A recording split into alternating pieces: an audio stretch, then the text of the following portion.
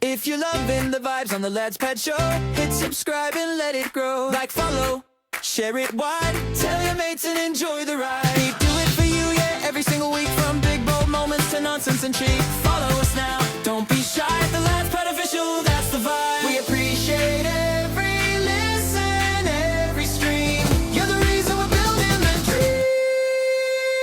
The Lads Pad, we're just getting started. Welcome back, everyone, to the Lads Pad podcast with me, Josh, and my co-host, Anne. How are we doing this week, Anne? Pretty good, mate. Thank you very much. How about yourself? Yeah, not too bad. Anything new with yourself? Oh, good question. Yeah, I worked out earlier. I think I've got a little bit of a lazy eye. Oh, really? Yeah. I've noticed that for ages with my eye, especially when I get tired. Yeah. I don't know if you find it the same. I don't know. When I get tired, always this eye seems more closed, and it really annoys me for like pictures and that. Is that your left eye? Yeah. Yeah. Yeah, my left eye as well. I was sitting I was sitting there setting up the camera and that before you came on.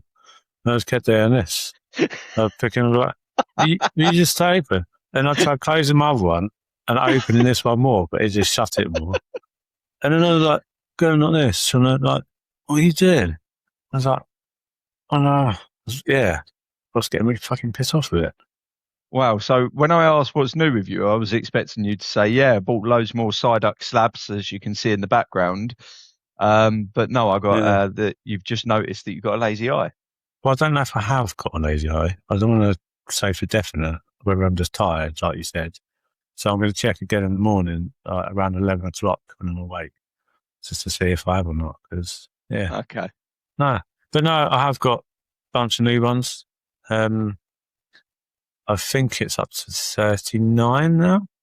The collection is looking strong, mate. Yeah, it's looking very, very good. I'm enjoying it. Some would say you've got an obsession right about now. Yeah, a little one. Yeah. But I'm enjoying it. It's good. Yeah, it's good. That's what it's all about. Yeah. It's all about the enjoyment. I'm not like,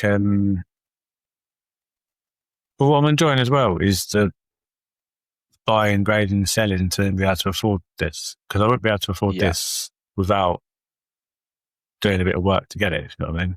Yeah. But yeah, nice. I'm enjoying it. It's good. It looks nice.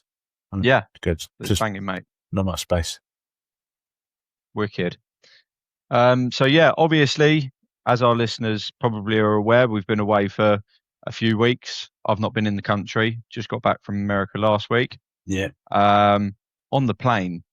Now, obviously, on Prime Video, you've got Paramount, and I already pay for so many subscriptions. Yeah. But on my flight, they had like the Paramount programs on there. So when Mobland came out, they allowed you to watch like the first 1 or 2 episodes, and I watched it. And I was like, "Oh, this is really good," but I can't be paying for another subscription. Yeah. And they had the whole season on there. And now I'm hooked, and I heard that they're bringing out season 2 as well. So now you've got to buy the subscription. Wait. Yeah. Oh, it's. But what is it about Guy Ritchie and everything that he brings out just turns to gold? True. Yeah. No, you're right. Yeah, you're right. Yeah. Everything that he seems to do just seems to be spot on. Yeah. But I've actually found. I don't know if with yourself, like you flick through Netflix, you flick through all of the other streaming platforms, and you think, what do I want to watch? What am I actually into? Yeah. And I never really know my genre. I know I like a comedy film if I'm sitting there and just chilling. Yeah. But what is actually my favorite kind of genre? And I've realized it's like the Britishness. So recently I've been getting back into finishing Peaky Blinders, because I got up to season 5 on that and I didn't finish it. A lot of people put me off that because they told me it was a bad ending. I'll find out for myself. Yeah. But yeah. Have you watched The House of Guinness? I haven't, no. Oh, you'd enjoy that. Yeah? Because it's Peaky Blinder-esque. They're not trying to copy it, but it is old British. It's British, it's not American or anything like that. No, it's all based in, obviously it's all based in Ireland, because it's all based on the Guinness family. Oh, right, okay. Yeah, that, honestly, I think you would love it. Okay. I went I'll into write that on my list. I went into it quite sceptical because they're just trying to copy Peaky Blinders. It's just going to be naff. But yeah. I thought it was fucking brilliant. I really enjoyed it.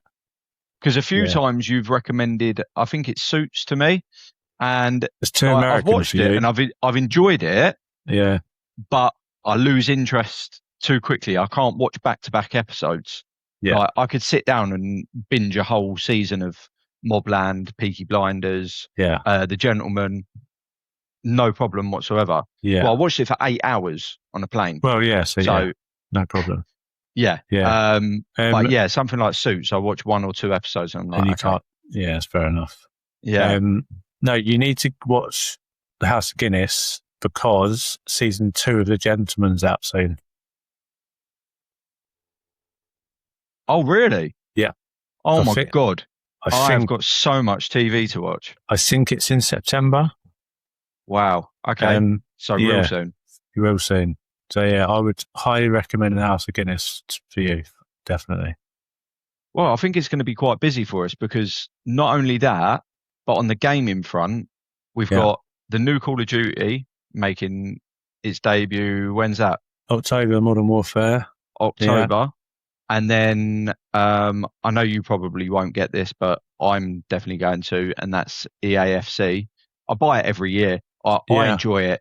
It's one of them games that I come home from work and Call of Duty sometimes can be up to the screen jobby and you don't feel like you're relaxing. It's stressful. Yeah, I like sitting there just playing Ultimate Team offline against the computer. Even if I beat it 10-0, makes me feel good. Yeah, of course. Yeah. And then Grand Theft Auto coming out soon. Yeah, but will that be out soon? Because everyone's pissed off because they haven't released any game footage. They haven't said, capped out. Do you know what I mean? Everyone's pissed off because they're not fucking doing anything. Yeah, I mean, I've seen a couple of clips online. I don't know if they're real or if they're AI generated. Of them on the beach and they go surfing on the surfboards and things like that. Yeah. So they must have something in the pipeline. But you're right. You'd have thought if it's going to be this time this year and not next year, we'd have seen a lot more. Yeah, I would have thought so. But at the same time, if Rockstar went, okay, we're going to release it tomorrow, they're still going to sell out. They haven't got a market yet, have they? Yeah, no, not at all. My problem is it's fucking space on the computer. I know. I've got on the PlayStation, I've got 3 games and I've got no space for any more. Yeah, it's ridiculous. They're talking about just making consoles digital only. Yeah. Getting rid of this. Yeah. Okay, make the games smaller or make our hard drives bigger. Bigger, yeah. Because if I wanted GTA is going to be huge. Yeah.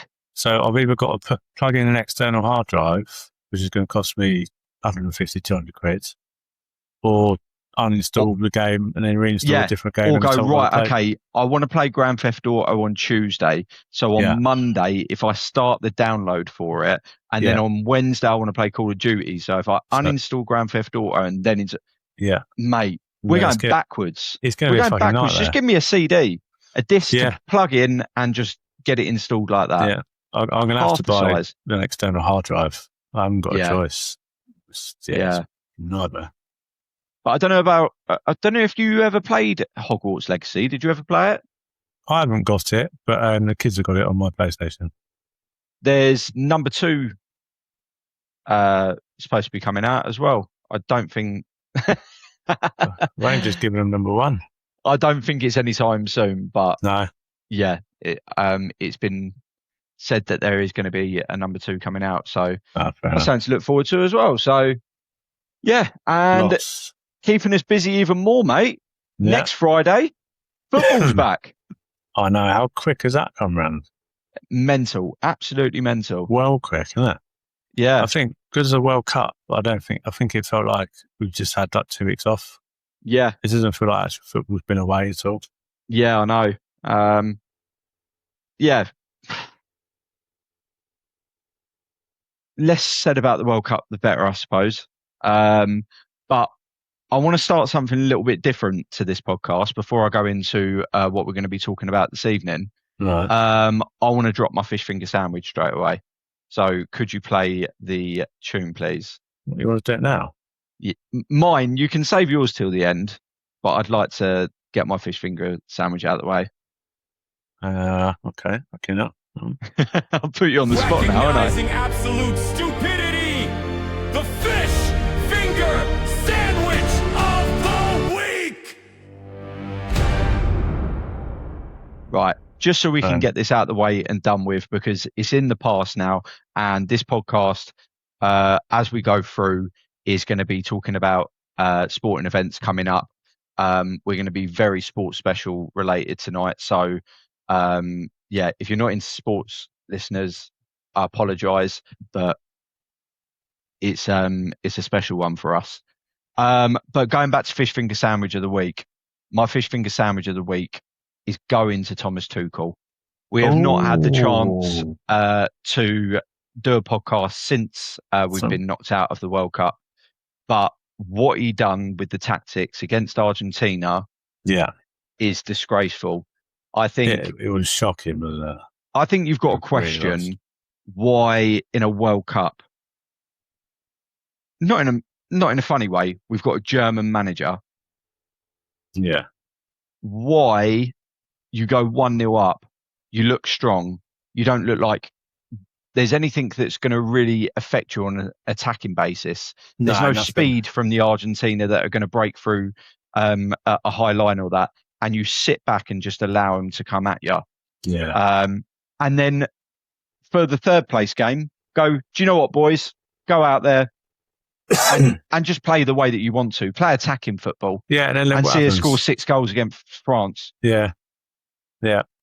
But in that game, in the Argentina game, we went up and he was like, shit, I've got part of the bus. Like half an hour, part of the bus. And then, with about 30 seconds to go or something stupid, he brings 2 fucking strikers on. Yeah. Like, we're a bit fucking late now. After taking all of his attacking players off. Yeah, so all of them off. It was a stupid move. It was a 1-0 lead we had. Yeah. They only had to score a goal like they did. Yeah. And we was in trouble. There was nothing else that we could do. Once they scored that first, it was like, game over. Like, what can we now do? Yeah, because we just had 9 defenders on the fucking pitch. Yeah. Yeah, it was shocking. I think he should have walked. I think it's a disgrace, to be honest with you. Yeah. And I think it raises the question a little bit more as well. I know there was a lot said around the World Cup, but with Argentina and what they got away with in this World Cup, if they'd have won it, I think we'd be all talking about it right now and saying, should they have won it? Yeah. It would have been up. Is someone getting a payment through the back door? Yeah. But the fact that they didn't win it closes off all that doubt, I suppose. I don't know if it does though, because you can only fix it, whatever, twist it your way to a certain degree. Yeah. Before it comes blatantly obvious and just outright, like, you can tell everything is fixed this way. Yeah. So there's still got to be, even though you can fix certain things, you can't do it 100%. They still need to do it themselves to a certain degree. So but was it Haiti they played? And they were 2-0 down or something, weren't they? No, it wasn't Haiti. Who was it? Was it Cape Verde? Cape Verde. Were they 2-0 down? They were 2-0 down. They came like a 1-3-2, I think. Again, you look at the game and you think, they're Argentina. They've got Lionel Messi.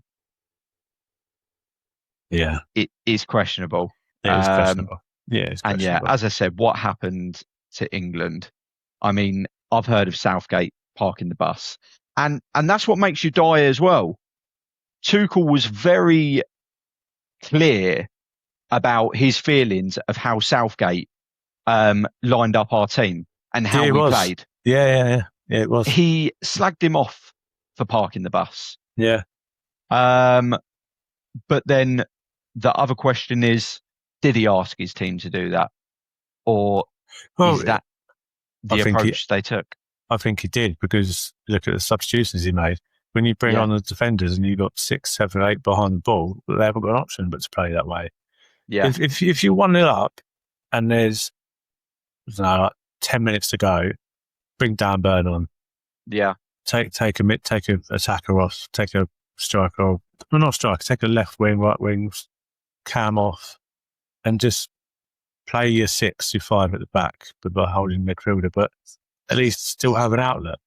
Yeah. But that's with 10 minutes to go, half an hour to go, and I know, no attacking players on the pitch. But this is the other thing. Like, I know a manager's role is to manage the team, and you hate to see it when a player goes over a manager's head and and is like, no, we're not doing this. Yeah. But you have got to question the captain who is on that field, who is seeing what's happening around him more than what the manager is on the sideline, and saying, whoa, no, we don't need to play this way. We should carry on attacking. Yeah. Like, we've just scored a goal. They have now got to try and push for another goal. Let's push them back. Yeah. I know what you mean. They've always said attacking is the best form of defence. Yeah. They're never going to score when the ball's in their half of the pitch. No. So, and if you're parking the bus, you still need an outlet. We had none. Nothing. None at all. There's no possible no attack there whatsoever. 11 men behind the ball at all times. Yeah. But was Tuchel at Chelsea when Kepa refused to be substituted? No, that was... Was that not Tuchel? No, I don't think it was. That was a big guy. Was it like Avram Grant or something like that? Oh, who was it? I thought it might have been Tuchel. Because you're saying about players like fighting back about his decisions and stuff like that. Yeah. No, I think as a manager, I think he was right. I think he did well at Chelsea. I mean, he won the Champions League and then got sacked afterwards. That didn't make sense. He's the right manager, but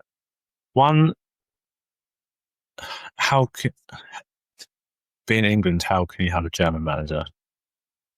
Well, I think this raises a really good question that I'd love to know what everybody else thinks. Yeah.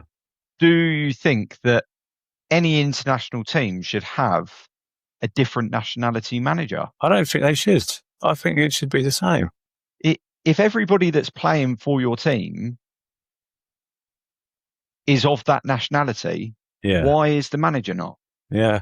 That's why I've always liked Italy as a they're not in the World Cup, but as a national team. Their shirt sponsors Armani. Yeah. And generally, 90% of the time, they have an Italian coach. Yeah. And it all just brings it all together as one. You know what I mean? Like, they're sponsored by an Italian clothing brand. They're managed by an Italian coach. That's how it should be, yeah. I think that's how it should be. Yeah. I mean, we should be rocking around in Reebok Classic shirts. 100%, yeah. Yeah. That'd be cool, actually. That would be very cool. I mean, Umbro. Is Umbro English? Umbro must be English. I was thinking about Umbro, but then I thought, I don't want to say it in case I'm wrong. No, look. Is Umbro English? Yes. Yeah. Yes. Yeah, what happened to the days of Umbro? Lonsdale. Lonsdale. Yeah. But that was more of a boxing brand, wasn't it, Lonsdale? Yeah. Yeah, but I agree. I think we should be coached by an English manager. We should be 100% Reebok Classic. Like, yeah, it brings it all together, makes it feel like more English. You know what I mean?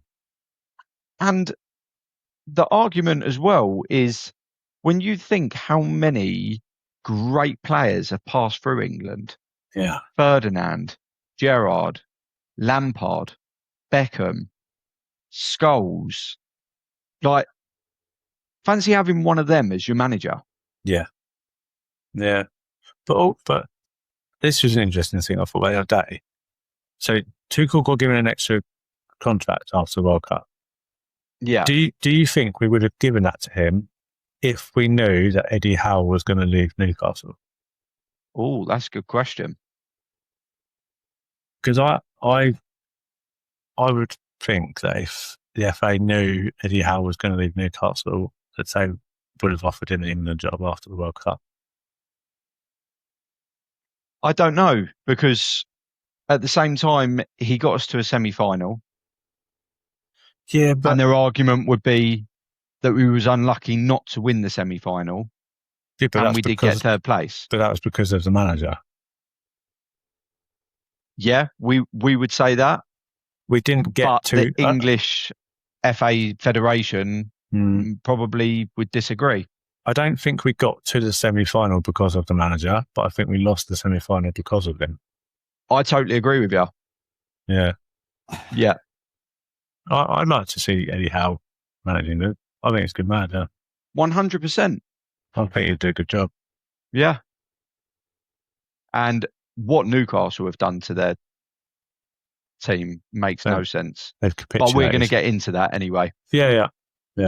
So yes, tonight's podcast, bloody hell, 20 minutes in already, and I'm just announcing what our tonight's podcasts are going to be about. Before I do, did you want to save your fish finger sandwich till the end of the podcast? Yeah, I don't really want to do mine this week, so I'll do it at some point. Right, okay. So tonight we're going to touch on the Premier League and give our predictions. We're going to talk about the transfers and whether we think they're hot or going to be a flop. We're going to go through F1 because it's mid-season now. So do we think that somebody's going to catch Antonelli or is he going to run away with it? And also the AJ Fury fight. So stay locked in, people, because we have got a lot to cover in this podcast.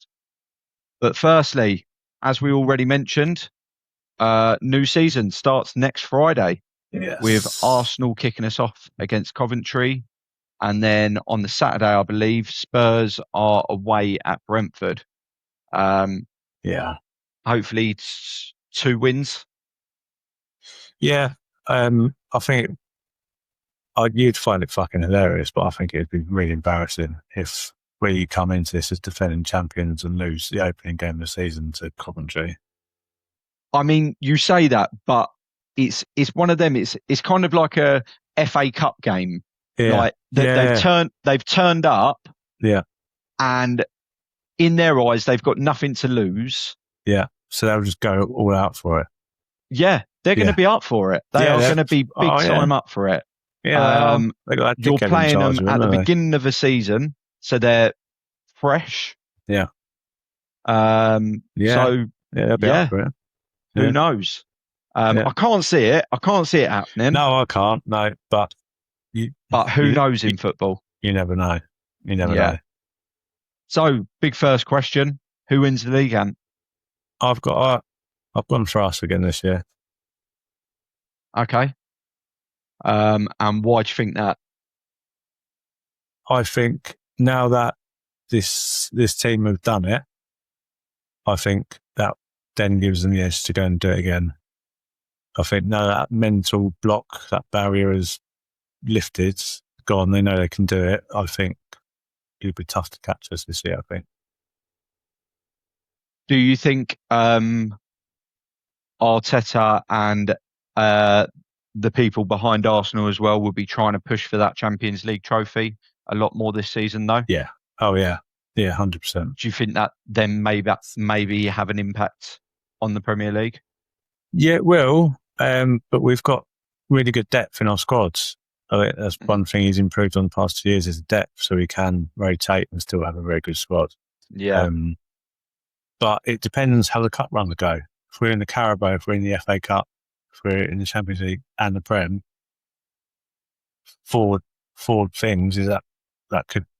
Yeah, I mean, you were in them all last season until very, very late.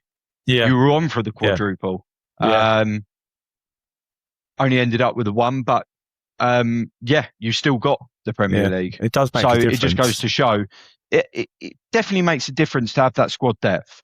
And this is where we suffered because we had big time players out of our team and nobody at the same level to replace them. No.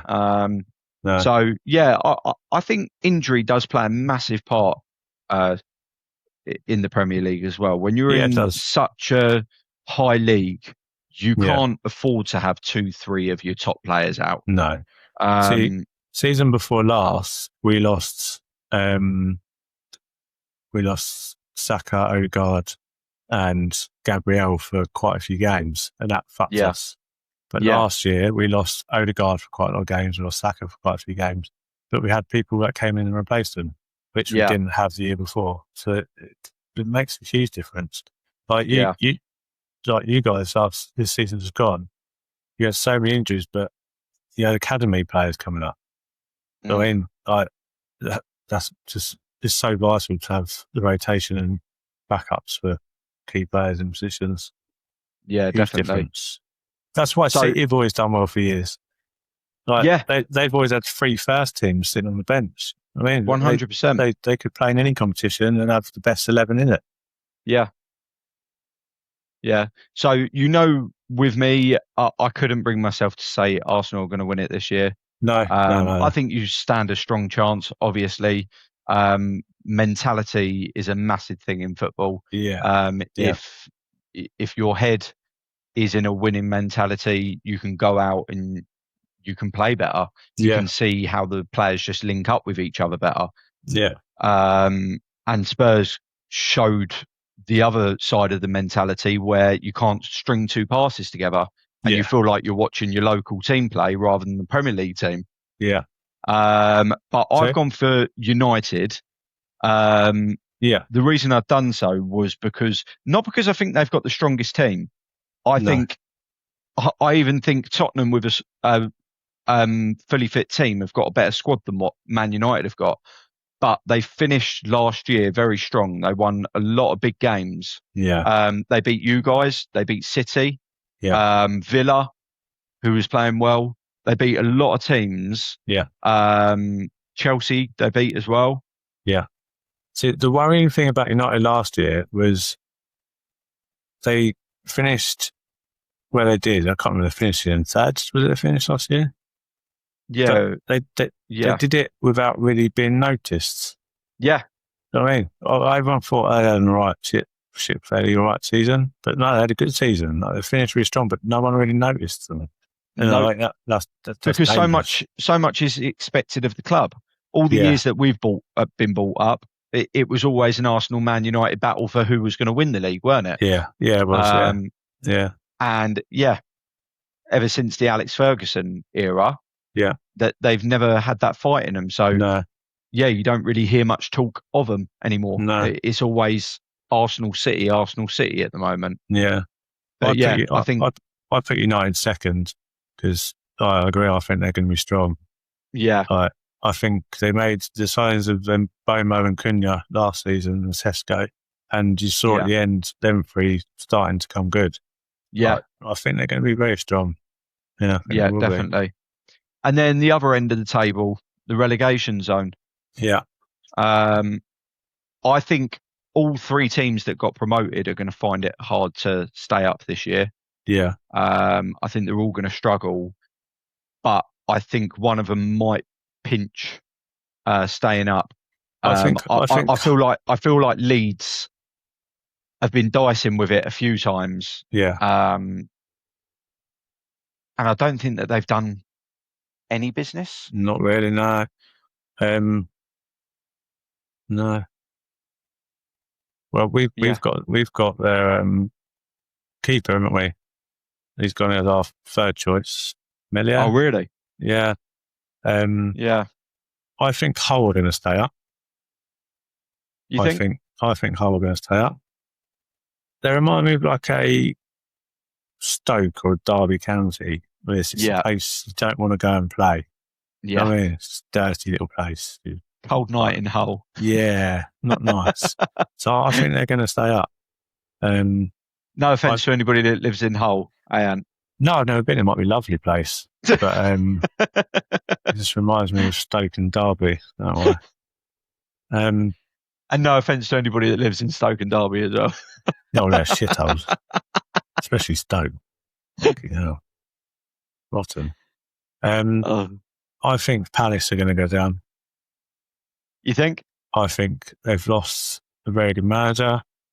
We were speaking about this in the office, weren't we? Yeah. They've lost a lot of good players. They've got nothing left. I think they've gone Ian Bill on us. They have. Got nothing left. Got nothing left. I think they're going to go down. I think they're done. I think they're really struggle. Yeah. And I think Newcastle are going to be Dyson. Yeah, that was a popular opinion in the office as well. Yeah. I can understand what people were saying. They've let Tonali go. They've let Bruno go. Yeah. Gordon's Are they gone. going to do some massive business at the end of the transfer window? They've made a lot of money. They sold Anthony Gordon to Barcelona. Oh, yeah, Anthony Gordon as well, yeah. They sold Tonali to you. They sold Bruno to us. That's like 300 million quid or something sitting there. They're not. But I can understand and respect Eddie Howe walking. Yeah. Like, you've come into Newcastle under new ownership with a project of building. Yeah. And all the Newcastle fans were getting excited. Oh, we're going to be the next City. We're going to sign Mbappe, Project Mbappe, and all of this. Yeah. And they didn't. They done things smart. They bought players that weren't Mbappe. They bought the players that weren't on that level. Yeah. But were just under that level. Yeah. And made them look like they were at that level. Yeah. They did good business. They did very good business. But now they're making a load of money out of it, which is a Spurs move. Every time we had a decent player, Modric, Gareth Bale, you sometimes can't hold on to them players. When you've got Arsenal coming in for a player and you are Newcastle, and you can't offer him Champions League football, you can't really guarantee him a trophy of any sorts. No. What's going to make them stick around? But as I said, then you've got to go, right, okay, if we're selling that player, we've got to reinvest it. Yeah. We've got to get the players back in. I mean, last year they sold Isaac to Liverpool. Yeah.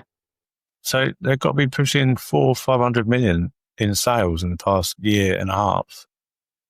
They're not doing anything with it. Yeah.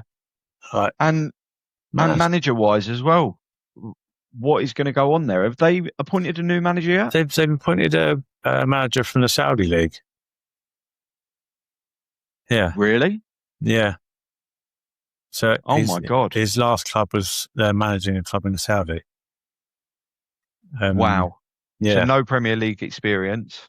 No. This could end really badly then for him. It could. Yeah, it really could. Yeah.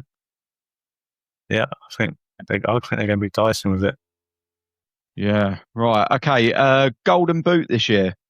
It's a hard one nowadays, isn't it? Because before you used to be able to look at like the top 5-6 teams in the league and look at who was up front for them and go, okay, which one's it going to be? But the only person that ever springs to mind now is Haaland. Like, who else is an out-and-out striker? Like, you're not going to vote for Havertz, are you? No. Who else is there? If I said you can't vote for Haaland, if Haaland does win it, who's going to come second? Who are you going for? Richarlison?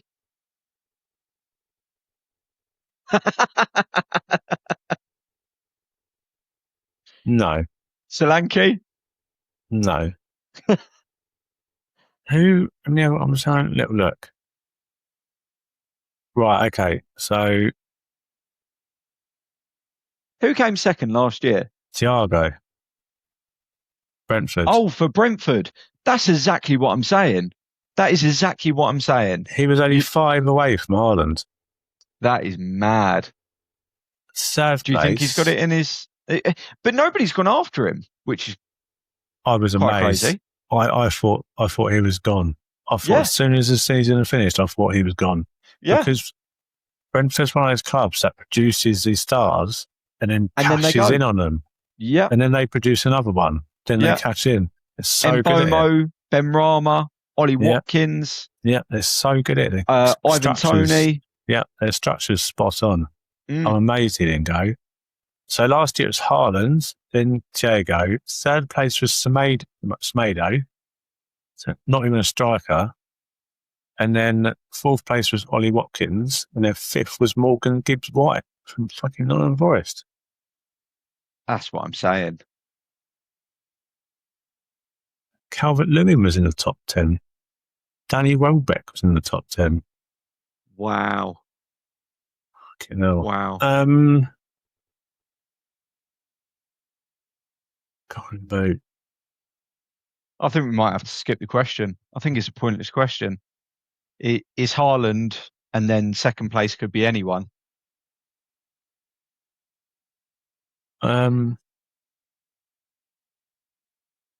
He's smiling, so he's got a stupid idea in his head. No, I'm smiling because I really don't know who to choose. I really don't. I'm going to go for a João Pedro. Okay.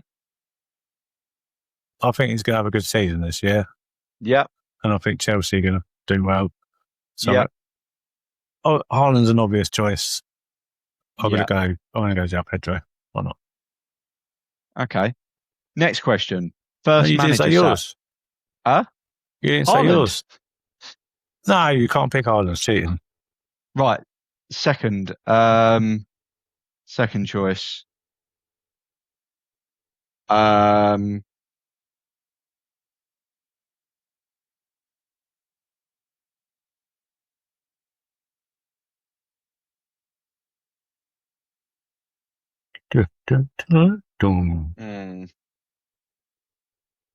It's so hard, isn't it? It is. Yeah, it's tough. So tough. Because out of strikers, there's not really that many of them. No. Thiago could have a great season again. Like, he could go back to back really good seasons and smashing 30. Don't know. Yeah. I'm just going to give a really biased opinion and say that if Mohamed Kudus stays fit, Mohamed Kudus. Right. Fair enough. I'll give you that because he's not going to stay fit. So that's fun. Thanks, mate. Wish an injury on my team. No, he'll play at least till Christmas. How good was he at the beginning of the last season, though? He was very good, mate. Yeah, he was very good.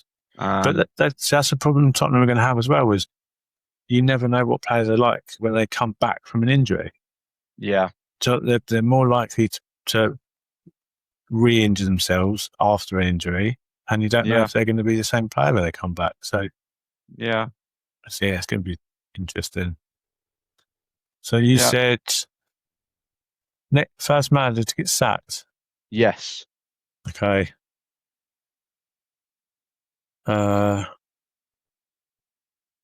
I think it's either going to be the Palace manager, Pierre Sage, because they're just going to do shit, or you don't hang around either, do you?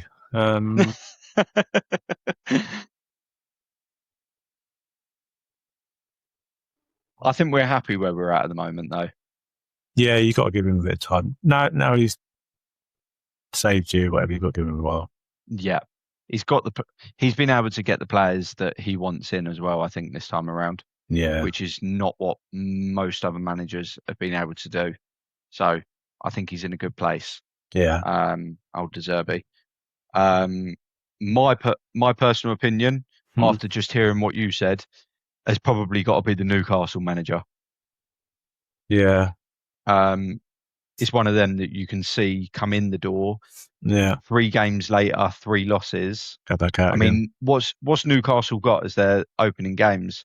That's what you got to base it on.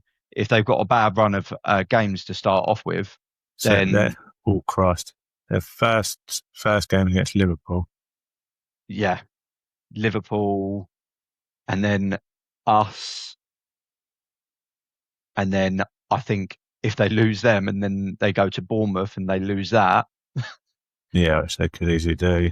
Going into the Leeds game is going to be on very rocky ground. Yeah. I think that's a fair shout. Yeah. Yeah. But an unpopular opinion coming from Jake, he seems to think that Alonso's going to be a flop. Yeah. I don't understand that. He's a Chelsea supporter. Yeah. Watches all their games. The highlights, anyway. Yeah, the short highlights, not the extended. Like, this is a manager that they wanted to get. And then he said he's going to be a flop. I don't think he's going to be a flop. It's like he can understand why he brought in Henderson as a team. I said, you look at what he did with Leverkusen when they went unbeaten. He had Xhaka in that midfield. Yeah. Yeah, and then he had youngsters all around him. So he had that solid midfield adult player that would tell, like, he's talking to you, shut the fuck up and get up, like, do as he says. That's what Henderson would do on the pitch and in the locker room. Chelsea, these kids at Chelsea have been taking the piss out of the managers, like, doing what they want for years. Now, they won't be able to do that. Proper manager in. Yeah, they won't be able to do that now. Like, they'll actually have to fucking sort themselves out. I think he's going to do really well with it. Well, we will see. But I think he will. Do we know who they've got first game of the season?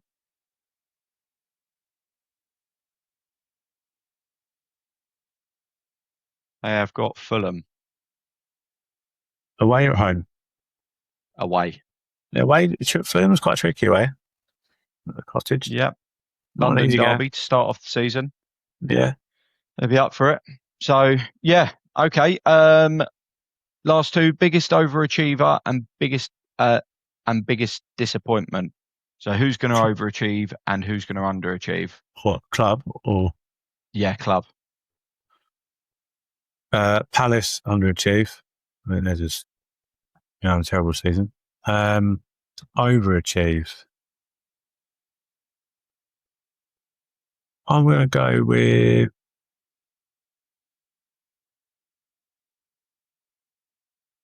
Everton. Okay. Why not? Yeah. Yeah, I think it's tricky because I was going to say someone like Bournemouth, but you can't expect them to be doing all right anyway because it's got a steady mid-table. Team. Yeah. Everton always, it's like they're always down and out. So I'm going to say Everton, give them a push. Okay. What about you? I'm going to say overachieve because I don't think that most fans are going to expect it. And that is United. Okay. I know it's one of them that, well, yeah, they should be at the top up there. But I think if they even get second, that's them overachieving at the moment. Okay. If they win it, that's well overachieving what they should be doing. Yeah. But like we were saying in the office today, Arsenal won the league, but then you look at the teams that they were up against this year, and they are all going through their transition periods as well, which helped you. Yeah, it is. Yeah. So I'm going to change my underachieving team to City. Underachieving City. Yeah. Yeah, that's a good shout. Yeah, Pep Guardiola gone now. Could all fall apart. And with Rodri at the door. Yeah. Like, it could be a Ferguson thing. It could be a Wenger thing. Do you know what I mean? They've had their era of Guardiola. Yeah. And it could all end now. So that's a very good one. Yeah. Just because they've replaced him with someone that's bald and looks a bit like him doesn't mean he's going to be the same way. I think. Yeah. I'm going to give a real Spursy answer to the underachieve and say that I think we will underachieve. You think? Yeah, because when I say that, I see my team as we should be fighting for Champions League spots. And I think by the end of this season, we'll still find ourselves in like 9th place. Yeah. Which to me is a massive underachievement. Yeah. Like out of all European spots, no trophies at the end of the season, going, what the fuck was the point in supporting us again this season? Yeah. So I think you've got a very strong squad. I'd put your squad in the top 4 squads in the league. Yeah. But if I set myself up for disappointment, anything extra is a bonus then. I've lived my life as a Spurs fan of thinking that we're going to go on and win the league and win a Champions League trophy and like be fighting with the likes of Arsenal, United, and Chelsea. But I've got to get back to the realisation, when I was growing up, we was an 11th place team. Yeah. Just because we got a big shiny stadium doesn't mean anything. Doesn't mean that we are as big as these other clubs. No. And if you set last season as your benchmark of expectation, you can't really go wrong. Yeah. Yeah. That's fair enough. Exactly that. Yeah. Yes. So, okay. Right. We are moving into hot or flop. I will give a few players that are new signings this summer. Yep. You've got to tell me whether you think it's a hot or a flop, and give me 10 to 20 seconds as to why you think that. Okay? So we'll start with a nice easy one for you. Bruno Guimaraes to Arsenal. Before you give your answers and everything, don't mention anything about the costs. The money hasn't come out of our pockets. So it's not whether it was good business for how much they pay for that player. Do you think that player is going to be a good player in that new shirt? Okay. So Bruno. Hot. I think he's going to be, I think he's going to be very good for us. I think you saw when he played Newcastle, just his passion for playing football. Yeah. He doesn't give up. He's a bit of a machine. So I think it's going to be good. Okay. Do you think he could be signing in the season? No. No, because he's sort of a player that would go unnoticed in matches. You don't realise how much he's actually done in a match. I think signing the season, people will see someone that's loads of assists, loads of goals. Like that's what majority of fans would class as a signing of the season. They wouldn't pick a defender as a signing or a defensive midfielder or something like that, or a goalkeeper as a signing. Well, you say that. Last year, you would have argued that Declan Rice was probably signing in the season. Yeah, true. Yeah. So. Yeah, he probably was. Yeah, fair point. Yeah. Okay. Sandro Tonali to Spurs. Hot. Oh, yeah, that's great signing. Yeah. I would have been happy if he's come to us. I think he's a very good player.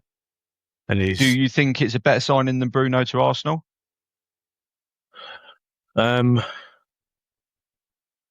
In terms of the impact he will have at the club, I think, yes, it is. Because I think he elevates your team a lot more. Yeah. Do you know what I mean? Yeah. Yeah, I think that's the best way of putting it. Yeah. But for your team, for my team, I would have preferred to have had Bruno over Tonali. Yeah. But as a club signing, I think you've got a better signing because of how he will affect our squad more than what Bruno will affect your squad. Yeah. That makes sense. Yeah. Morgan Rogers to Chelsea. Flop. Yeah. Really? Yeah. Okay. Why is that? Because you get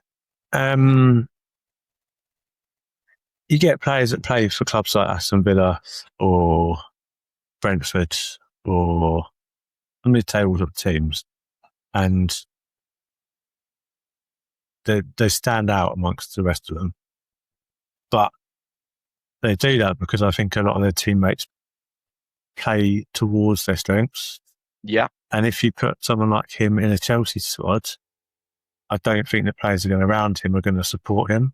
Do you know what? I was about to say exactly the same. I feel that Chelsea have this sort of disease with players where they spend so much money on expensive players. Yeah.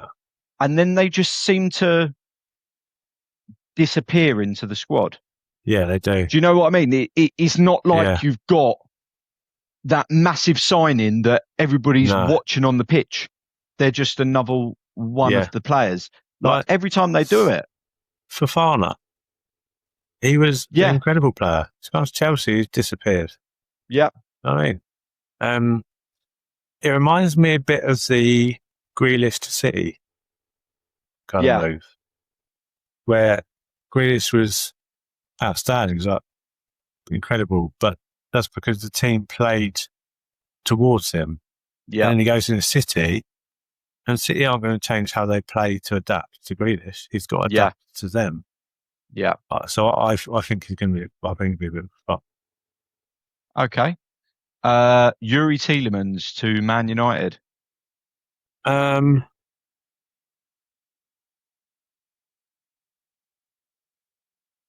think hot, but I think it's going to take time. I don't think it's something that happens straight away. A bit like the Mboma and Cunha and Sesko transfers. I think in a team like United, I think it's difficult to get in and show off straight away, just because of how they play their football. They're not like a Tottenham where they're just flowing and attacking. So that's not the Man United way. It never really has been. Yeah. So I think after a while, hot, but it would take a while to get there, I think. Yeah. I mean, I think, as you said, like with time, he will slot in.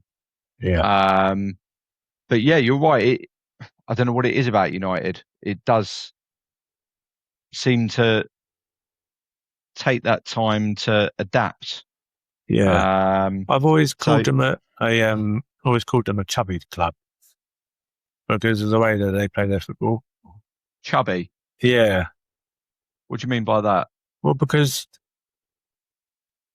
like I said, like with Tottenham or with like Arsenal or like the free flowing attacking football kind of style of football. Do you know what I mean? But United have always been like a bit here and a bit there. I don't think they're like as free flowing. They're not going to go and win 3-4-0. So I mean, they're not that kind of. Not lately, no. They're not that kind of. They're not that kind of club. Yeah, they'll be like a 2-0 or 2-1 or something like that. Yeah. So I've always sort of kind of just called them like a bit of a chubby club. Okay. Staying on United, Andre Santos from Chelsea to United. Yeah, a lot of Chelsea fans didn't really like him. He didn't really do much at Chelsea. Yeah, it's definitely a midfield rebuild for United, though. Oh, they yeah, obviously feel like that's where they're lacking to be title contending or even top 4 contending, if that's what they're aiming for. I don't know what's obviously said behind the scenes, but I feel like if you'd have turned around to me and said that was their only signing, I'd have been like flop. Yeah. But I think the fact that they've signed Tielemans and Santos, I think is a good signing. So I think this could be a surprise hop. Yeah. Yeah. I think so. Next we've got Elliot Anderson from Nottingham Forest to City. Flop. Yeah. Not just as the player, just as the team. Yeah. I feel City are not going to be out there. It's like when Kovacic left Chelsea and went to City. He didn't really do anything. Yeah. Just not much game time. Didn't really make an impact. Like, didn't really make a difference. I think this will be the same. Yeah, and I think he's had a good 1-2 seasons around Forest, and it's like we've been talking about like Jed Spence and him obviously going off to Inter and that. People think that I was really worried about that and really bothered about it. With the players that we've bought in, if you told me that one of our biggest players that we were going to get rid of was Jed Spence, I'd take that on the chin. He had a good World Cup, but for us, what did he do? I didn't hate him as a player, but I don't think he's world class. Would I prefer him over World Cup winning Pedro Porro? No. No. Of course not. No. So, yeah. But would you rather have kept him for squad depth? For squad depth, yes. Yeah. But as I said, if you'd have told me at the beginning of the transfer window, we were going to be getting Fernandes, we were going to be getting Tonali, and we would have to give up Spence. Yeah. Yeah, I'd take that swap. Yeah. Talking of Tottenham, Andy Robertson. It was a free from Liverpool. Hot or flop? Hot. I can't see how it can go wrong. See, again, I don't know if this is just my mentality at the moment and being just let down time and time again. Yeah. Being in a relegation battle at the end of the season where we should have gone down. West Ham should have not lost the game to you guys. Yeah. And I just keep looking at him and I know how good he was at Liverpool. Yeah. But he had great players around him at Liverpool as well. And yeah, okay, you can argue he's going into a good Tottenham team at the moment. But I just keep seeing Ben Davies when I see Andy Robertson in the Spurs shirt. Yeah. And he's... I know what you mean, but he's vocal. He takes no shit. He'll tell the players, sort yourselves out, get in line. Yeah. He's not one to... He doesn't mope around. He doesn't sulk. He does his job. And I think defensively, he's a better defender than what Udogie is in the left back position. He is. Yeah. So he's got that as well. So we will see. We've got 3 more. We've got Danny Welbeck, Chelsea. I can't really call it a hot or a flop. He does what he does. You know what I mean? He scores goals. And you just looked at the top scorers for last season. And he was up there. Top he was 5, up there. Yeah. And where's he come from? Brighton. Brighton, of course it is, yeah. Yeah. He does his job. So I mean, you can count on him. I think hot. I have to say hot because he would do what he does. Henderson's Chelsea. For that team, like I said earlier, I think it's got to be hot because he'll sort all the little rats out. Yeah. Just experience, and he'll just tell them shut up and do their job. Yeah. I think that's what he done well at Liverpool. Yeah. He had that dressing room in the Klopp era. I think you could see how well it worked for mentality, what we were talking about earlier, mentality. Yeah. And I think he can bring that mentality into a Chelsea dressing room. I think it might be a one-season wonder with him. And then... Oh, it seems to be. Yeah. And then they'll replace him with a better quality person after a year. But I think he'll go in for a year and sort them out. Okay, and the last one, Garnacho from Chelsea on loan to Aston Villa. Flop. Yeah. I've never really rated him. The only thing I like about him is he will take on players. Yeah. But the problem is what he does after he's taken off. He always seems to do the hard bit really well, and then the easy bit, he can't do. No, I don't rate him at all. He's a bit of a Matthias Tell for Spurs. Seems to do really well taking on players. Seems to do really well getting into the positions to take a strike, and then nothing. A bit like Darwin Núñez for Liverpool. Yeah, he was great at taking them on, got round them, and then shot himself every time. Yeah, exactly the same.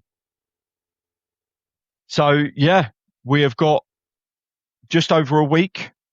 Not long. We will be back with the Premier League. This season, I'd like to do a lot more live streams with you, mate. Get the old football on and that'd be cool. Live stream on YouTube. Yeah, that'd be good. Yeah, that was good Definitely. fun last season when we done the Spurs Arsenal games. So yeah, let's see if we can get together for a few 100%. more next season. Okay, wow, an hour in already. It's going to be a bit of a bumper podcast. When you get tired, just tell me. Just wave at me and say, I'm done. My eye was shut. What, you lazy eye? Yeah, just my left one. I'm feeling exploded. Right, moving on to F1. We are 11 races down, I believe. And we have Kimi Antonelli at the top of the leaderboard. Yes, sir. He's doing really, really well. I wasn't expecting this from him this season. No, I wasn't. I knew they would be strong this season, but I didn't expect him to be doing what he did. He's like a little kid. Yeah. The question is, halfway through the season, he's got quite a considerable gap already forming. 40, 50, 40 points on that. Yeah, and I know it can change in one race if he gets a DNF and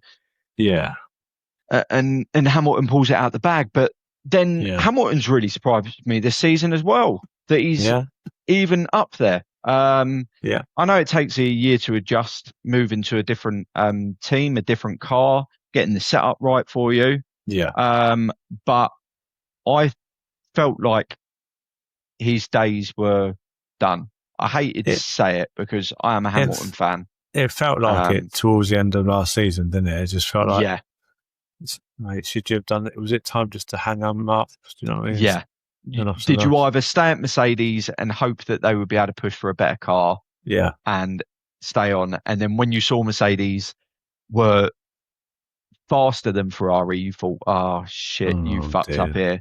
What have we done? But then Ferrari have turned it around and they're now competing. So I don't think Russell's going to catch Antonelli. I just think Antonelli is a better driver than Russell. And Verstappen, his car's just not there. He's falling apart. They've absolutely fallen apart. Yeah, and you watch all of the qualifying, he is always using Tsunoda for a push. Always needing that little bit extra to try and get P1 position on the starting grid. And he still can't get there. No, I think the whole team is just completely falling apart. I think they're really struggling. And it's embarrassing when the racing bulls sometimes beating the Red Bulls in the actual race and qualifying and stuff. Like, how can your junior team be doing better than you? Like, man. Like, I can see Verstappen being at Mercedes within the next 3 years. There has been talks, hasn't there? Toto Wolff, I was reading an article the other day, and Toto Wolff, back in the days before Verstappen even stepped up to F1, wanted Verstappen at Mercedes and didn't get him. I can see it. If Red Bull don't move up a gear, what's going to make him stick around? He's already made it clear that if he's not winning anything, he's thought about retirement. He doesn't want to just be a number in the grid. No. Which is why I don't really like the bloke. I can't stand him. I feel like you are in the biggest league possible. For race car driving. And you're not happy just being a number. It's a good way. It's a good outlook on life that you push yourself to be the best. But you also come across like a up prick. Exactly.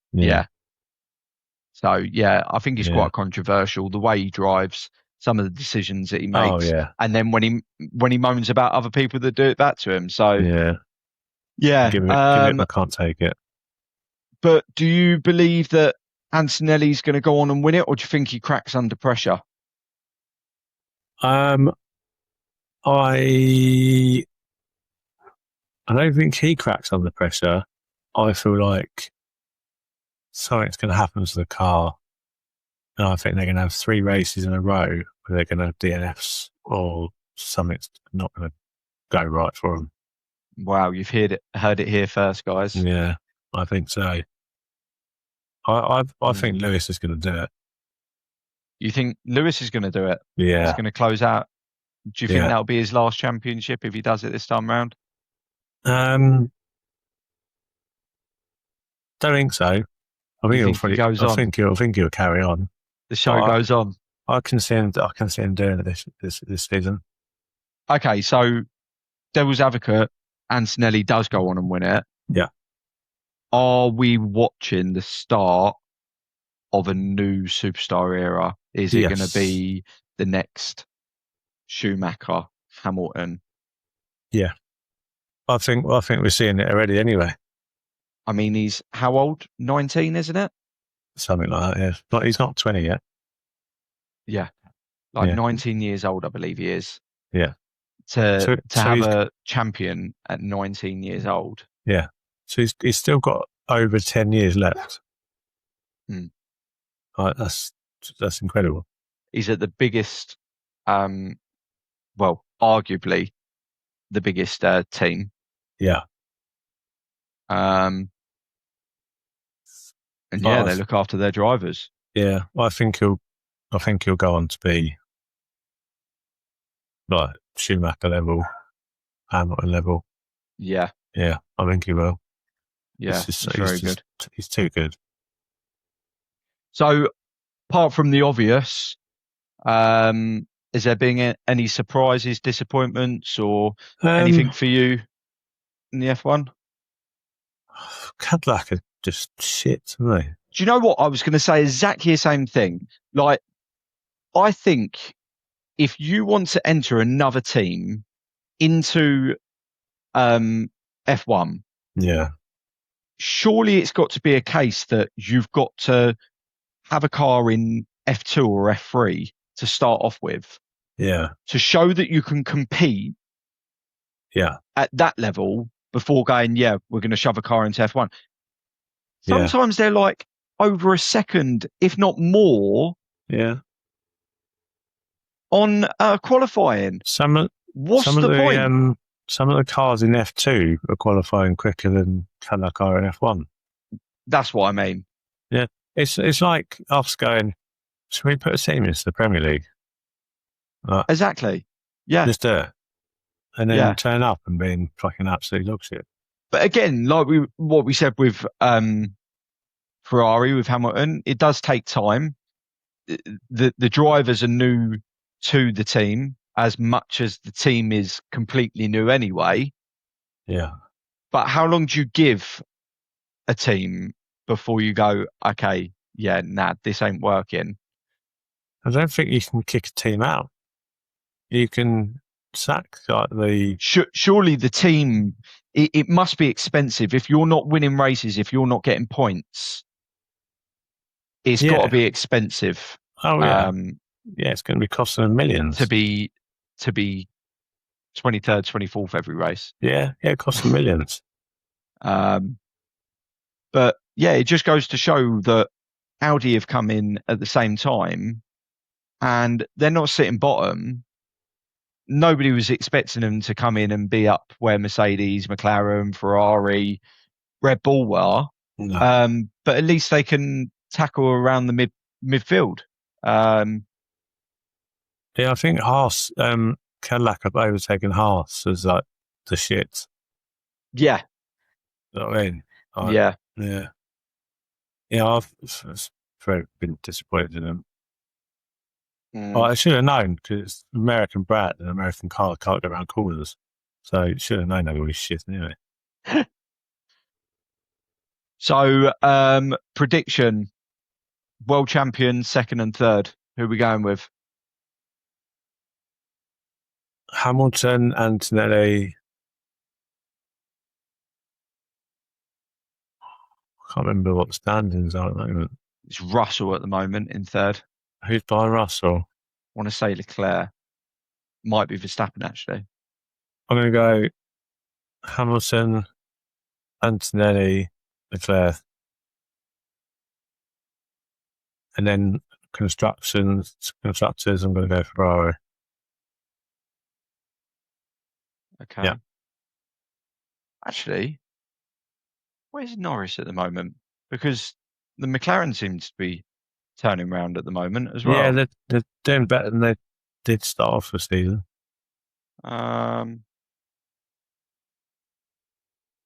So, yeah, because Norris won the last race. Where's the stand-ins? We've got Antonelli, Hamilton, Russell, Leclerc, Norris, Verstappen. Yeah, I can't see Verstappen catching and getting into the top three. I think Russell keeps on falling more and more. I'm going to go Antonelli, Hamilton, Norris. Okay. I think Norris comes up. Yeah. Yeah. Because at the moment, he's only how many points off of Leclerc? 10 points off Leclerc. Yeah. Not far at all, is it? Yeah. And if this is the other thing you've got to take into account. If you've got Hamilton fighting for the championship towards the end of the season, Leclerc's going to have to play his part to, so exactly. So that's where he could drop out of the top three by helping. But constructors overall, I think, is going to be Ferraris. Yeah. I'd like to see them win it. That would be nice. Yeah. Yeah, I think Antonelli wins the championship, but I think Ferrari wins the constructors. Yeah. Yeah. Yeah, that's good. Okay. Lastly, AJ versus Fury. We are looking at a fight now that is like, do we care? Do we not care? Do you care, Ant? It's not going to happen. So, no. You don't think it's going to happen? I still don't think Do you know what? I could very much see that happening. Yeah. There is so much with Eddie Hearn and his hate for Dana White. Dana White is so like, this is happening in America. Yeah. You don't even know it. And you've got AJ telling Eddie Hearn. Eddie Hearn's coming out in interviews and that and saying AJ has made a thing in the contract where he has said he wants this to happen in the UK. Yeah. And now there's talks of Madison Square Gardens. Yeah. Is he going to cave? Who knows? But again, it's one of them that they're making it even harder for the British public to really care about this fight. Stick this fight on at Wembley, the home of English venues. Yeah. Fill out that crowd. Yeah. And make it something that people want to see. Yeah. I'm sorry, I don't think there's enough Americans that want to see AJ fight Tyson Fury. If it's at Madison Square Gardens, there's talks that it's going to be on at like 5 o'clock in the morning. Yeah. Who's getting up to watch it? Yeah. No. It's but it's where the money really. It's where the money is. They 100%. They get the money for doing it over there. So, like, I'm surprised it's not fucking been put in Saudi Arabia. Yeah. They just go to the highest bidder all the time. Yeah. But I can just see it falling apart. Oh, he's got injured the week before the fight. But it's just been going on for so long now. I still just can't actually see it happening. Yeah. If it does, as I said, if it does, they had an opportunity of something great. Yeah. At the time, AJ was undefeated. At the time, Fury came back and was undefeated. Yeah. They had the opportunity of a unified champion. Yeah. And it be a Brit versus a Brit. Yeah. And now, what is it for? Money. I mean, just so they can get paid. You can't even argue that them two, when they fight, now we've worked out who the best British heavyweight is. Yeah. Because I've thrown Dubois in with that. Yeah. 100%. Yeah. Yeah. Like, I think it'd be much more entertaining putting all three of them in the same ring. Now that I would pay good money for. I'd get up at fucking or overtime to watch that. You know what I mean? All three of them in the same boxing ring. I think that'd be fucking amazing. Hello, Eddie. I've got a good idea. Yeah, it's going to make a lot of money. So yeah. Who actually wins though? Whether we care or not, who do we think wins? I think Fury wins. I think like 6 or 7 rounds in, I think Fury wins. Which is exactly where I would go now. But if you'd have asked me at the time when both were undefeated, I would have said AJ. Yeah.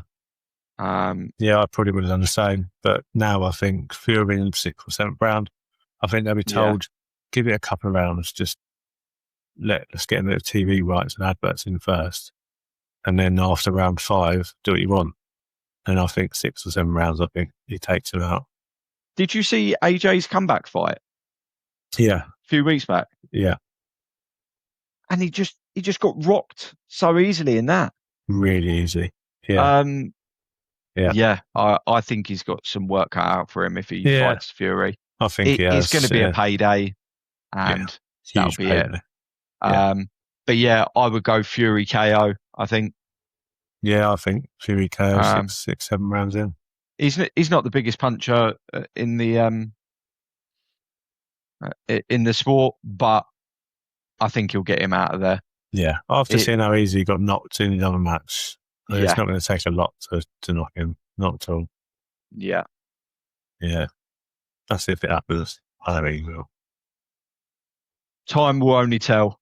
Yeah. As I said, I think we've got so much to concentrate on in the way of sports, TV, gaming. That it is one of them things that is just a backstop at the moment. Yeah. No, I agree. I agree. Wicked. Well, yeah. That is all for today, unless Anthony wants to fill us in with his fish finger sandwich of the week. I'm going to save it for next time because we're an hour and 20 in, and it's quite a long one. So, okay. Yeah, it deserves... It needs depth. It deserves its own podcast section, not a whole podcast. But it deserves its own portion, so I'm going to save it. Okay, brilliant. Well, it's been a pleasure as always, Anne. Yeah, thank you very much, sir. For everyone listening, we seem to get so many listeners that aren't hitting that subscribe button. Please do, guys. It means a lot to both me and Anthony if you hit that like button, hit that subscribe button, comment on the videos as well. We want to see you guys interacting. We want to be a place that it's not just us two talking. It's voicing other people's opinions that are being passed on as well. We really enjoy doing this, the two of us, and we would like going into 2027 in a few months' time, which is really horrible to say. Fuck off, Josh. Right. Christmas soon, Ant.